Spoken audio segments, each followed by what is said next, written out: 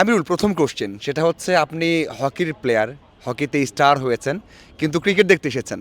মানে এটা তো নতুন একটা বিষয়, একটা আমন্ত্রণ পাওয়া বা সবার সাথে ছবি তুলছেন, কথা বলছেন, সবাই নতুন করে একটা লাইফ দেখছেন। এটা হয়তো বা 1 মাস 2 মাস আগেও ছিল না। কেমন এনজয় করছেন আর এটা আপনার কাছে নতুন কিনা? অবশ্যই আমি এনজয় করছি যে আমি যেহেতু হকি প্লেয়ার, হকি স্টেডিয়ামে ছিলাম। তো দেখা যাচ্ছে যে রায়হান ভাই আছে, তো তাদের সাথে দেখা হয়েছে। তো আপনারা এখানে খেলতে আসছেন, আমার ভালো লাগছে যে যেহেতু আপনারা সবসময় স্পোর্টস নিয়ে কাজ করেন। তো তার মধ্যে আপনারা একটু বলবো এনজয় করার জন্য আরকি ক্রিকেটটার আরকি আসছেন ক্রিকেট খেলতে। তো আমার এটা সময় ভালো লাগছে এবং আমিও দেখছি আপনাদের সাথে এনজয় করছি। এর আগে তো এত কেউ ছবি তুলতে চায়নি, আপনাকে ওইভাবে চিনতও না। মানে নরমালি এই ওয়ার্ল্ড কাপের আগে। এখন নতুন করে সাংবাদিকরাও ছবি তুলছেন, যারা বাইরে থেকে আসে তারাও ছবি তুলছেন। মানে এই যে লাইফটা চেঞ্জ হওয়া, এটাকে আপনি কীভাবে দেখেন? আমি অবশ্যই এটা পজিটিভলি নিচ্ছি, কারণ যেহেতু হকি বাংলাদেশকে প্রতিনিধিত্ব করতেছে, আমি বলবো যে সবসময় হকিটাকেই আমি ফার্স্টে প্রায়োরিটি দিব। এবং আমি অবশ্যই এটা পজিটিভলি নিচ্ছি যে সবাই আসলে হকিকে চিনছে। নতুন বাংলাদেশে যারা স্পোর্টসের যারা লাভার আছে তারা হকিটাকে চিনছে। এবং আমি বলবো যে সাংবাদিক আপনারা যারা আছেন, তো তারাও আর কি হকিটাকে নিয়ে আপনারা কাজ করছেন। আমি বলবো যে ভবিষ্যতে ইনশাল্লাহ কাজ করবেন। মানে চেঞ্জ হয়েছে কিনা, মানে বাসায় হোক, হয় না যে একজন একসময় নর্মালি খেলছেন হকিতে, সেরকম স্পন্সর নেই, খেলা নেই, স্টারডম নেই, কিন্তু হঠাৎ করেই আমি দেখেছি যখন বিমানবন্দরে নেমেছেন, অনেক দর্শক না হলেও যে ভিডিওগুলো পাবলিশ হয়েছে অনেক বেশি রিয়াকশন ছিল।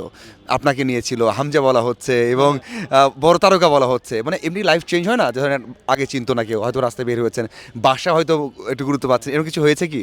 আসলে এরকমটা অনেকটা হয় নাই, বাট এরকম হয়েছে। তো দেখা যাচ্ছে যে আগের একটা চ্যাপ্টার ছিল, এখন একটা চ্যাপ্টার। তো যেহেতু দেশকে এখন দায়িত্ব বেশি হয়ে গেছে, যেহেতু দেশকে একটা রেজাল্ট এনে দিয়েছি আমরা এবং আমাদের টিম, বিকজ অফ এটা হয়েছে আমাদের টিম স্পিরিটের কারণে। তো আমি বলবো যে একটু চেঞ্জ হয়েছে অবশ্যই, যে সবার থেকে আর কি ভালো একটা পাচ্ছি, সাপোর্ট পাচ্ছি। তো আমি চেষ্টা করবো ভবিষ্যতের জন্য এটা ধরে রাখতে পারি। আপনার কি ইন্টেনশন ছিল? ৫ ম্যাচে ম্যান অফ দ্য ম্যাচ হয়েছেন ৬ ম্যাচের মধ্যে, যতটুকু আমি জানি। এরপরে ১৮টা গোল করেছেন, কেউ করেনি এরকম। কোনো ইন্টেনশন ছিল নাকি আপনি জাস্ট আপনার খেলা খেলে গেছেন? আমি অবশ্য নরমালি আমার খেলাটাই খেলার চেষ্টা করছি, এবং সবচেয়ে বেশি ইম্পর্টেন্ট যেটা হচ্ছে যে টিম সাপোর্ট। তো টিম প্লেয়ার যারা ছিল এবং কোচিং স্টাফ যারা ছিলেন তারা আমাকে খুবই সাপোর্ট করছে এই বিষয় নিয়ে। এবং আমি চেষ্টা করছি আমার নর্মালটা খেলার জন্য, কারণ আমি একটা লং টাইম আমি এই পেনাল্টি কর্নার নিয়ে সবচেয়ে বেশি কাজ করছি। তো আমার টার্গেট ছিল যেন আমি পেনাল্টি কর্নারে টিমকে গোল দিতে পারি এবং উইনিং অপরচুনিটির জন্য টিম আমার পেনাল্টি কর্নার থেকে পায়। তো আমি এটার বিষয়ে সবচেয়ে বেশি ফোকাস করছি। হামজা বলা হয়। মানে আপনার চুলের স্টাইল, আপনার চলাফেরা বা আপনার শরীরের গড়নও মোটামুটি হামজার মতো। এটা আপনি কিভাবে দেখেন? এনজয় করেন নাকি একটু একটু মনে হয় যে না আমি তো আমি? না, অবশ্যই এটা আমি এনজয় করি, কারণ যেহেতু হামজা ভাই ফুটবলটাকে করতেছে। তো আমি বলব যে অবশ্যই এটা আমি পজিটিভলি নিচ্ছি, এবং আমার মনে হয় যে যেহেতু হামজা ভাইয়ের সাথে তুলনা করছে, এটা অবশ্যই ঠিক আছে। বাট আমি তো আমি। হামজা ভাই ফুটবলটাকে লিড করছে, আমি হকিটাকে চেষ্টা করছি লিড করার জন্য। তো আমি বলব যে হামজা ভাইয়ের জায়গা থেকে ফুটবলটাকে বিশ্বের বুকে আরও এগিয়ে নিয়ে যাচ্ছে, এবং আমি চেষ্টা করছি হকিটাকে এগিয়ে নিয়ে যেতে। সম্ভব তো এটা না, মানে একসময় আপনাদের লেজেন্ডারি চয়ন ভাই ছিলেন, জিমি ভাই ছিলেন, আরও বড় বড় হকি তারকা ছিলেন। আমরা খেলা দেখেছি, আপনিও অবশ্যই দেখেছেন। আপনি কি ওই রকমের রোল প্লে করতে পারবেন? এবং দায়িত্ব তো অনেক।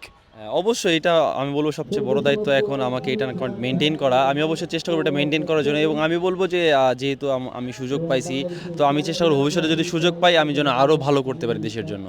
লাস্ট কোশ্চেন সেটা হচ্ছে, লিগ হয় না অনেক সময়, পারিশ্রমিক অনেক কথা আসে, নতুন তারকা আসে না, আপনিও ফেস করেছেন।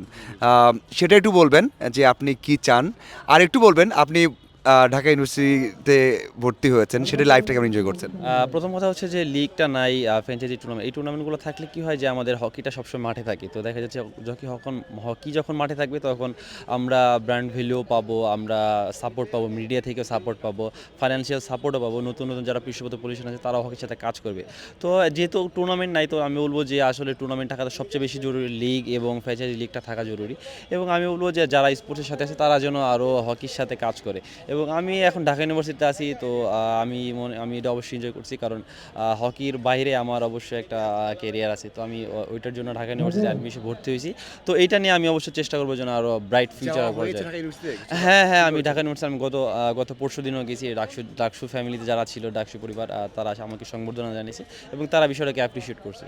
অসংখ্য ধন্যবাদ। এনজয় করুন, রংপুর রাইডার্স বিএর যে ক্রিকেট টুর্নামেন্ট এনজয় করবেন আশা করি।